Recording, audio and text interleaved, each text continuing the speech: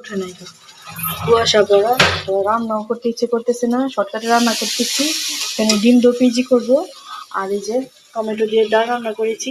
জানালা খুলতে পারতেছি না তো, আলো কম। ডিম দো পিজি করবো। আর এই যে এখানে ডিম আছে, যেটা ছিলে এই মনে হয়ে গেছে, এটা এখন ভর্তা বানাবো আর সিম ভর্তা বানাবো। জিরের গুঁড়ো দিয়ে দিচ্ছি।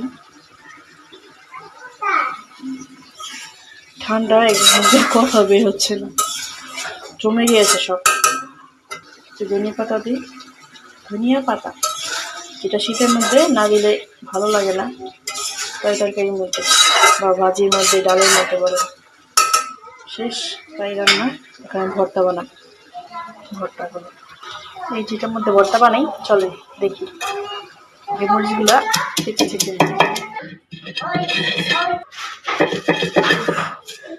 জিভে লাল লাল ঝাল ঝাল। এই পেঁয়াজ দিয়ে সুন্দর ভাত খাওয়া যায় মজা করে, কাঁচা পেঁয়াজ দিয়ে। Yummy yummy.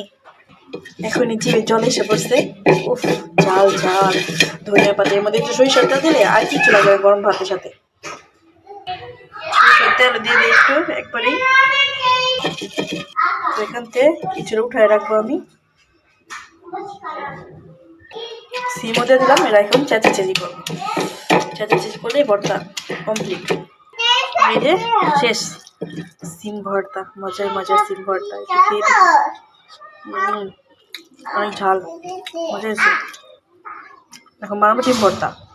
তো এটার মধ্যে ভর্তাটা বানায় ফেলি। সত্যি করবেন, যার যার ভর্তা খেতে ইচ্ছে করছে অবশ্যই আনাবে। জানি অনেকে লোভে এসে পড়েছে। আমার এসে পড়তো ভর্তা দেখে, কোনো ভিডিও দেখে যে ডিম ভর্তা বানানো হয়ে গেছে।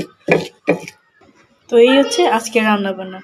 টমেটোর ডাল, ডিম দো পেয়েছি, আর এই যে ভর্তা।